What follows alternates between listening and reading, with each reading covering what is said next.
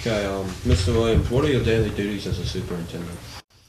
Well, ultimately what I need to do is to focus on improving student achievement, but that's just the general duty or goal. Obviously that relates to student achievement, relates to curriculum issues, relates to teaching issues, learning issues, but then ultimately all the operations need to be looked at as well. So whether that be figuring out staffing, figuring out the budget, something as basic as transportation, buses. So really I need to coordinate all of those, and there's various what's referred to as chief officers who focus on different topics. So I work with them, work with other folks at the school board office and principals as well extensively. But ultimately it's all about improving the student achievement, and so if you're dealing with making sure you have enough buses or making sure they run on time, it's ultimately towards the goal of student achievement. One of the things that impresses me about York County is the level of excellence here. So one task for me is just maintaining that excellence and building on the excellence.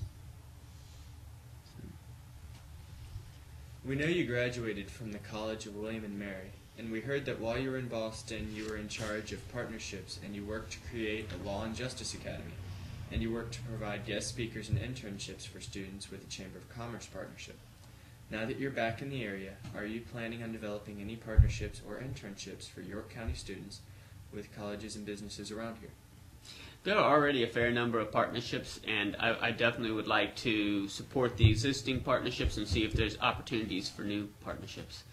Take people who work in business, for example. There's so many different ways that they can support students, whether it's hosting an intern, serving as a mentor, or coming out to schools, whether it's to serve as guest speaker or to judge student work in some way, provide feedback, judge a science fair. So there's lots of different opportunities that individuals from the business community can be involved.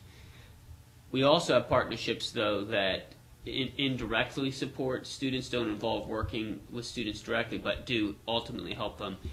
So for example, yesterday I was at a workshop for several hours with assistant principals, and the workshop was being led by a professor from William & Mary, and it was focused on how do you know whether or not students know what you were trying to teach them, basically about assessing student learning. And so that's an example of a partnership too, is taking advantage of the expertise at William & Mary as one example, and it's not directly working with students to help students.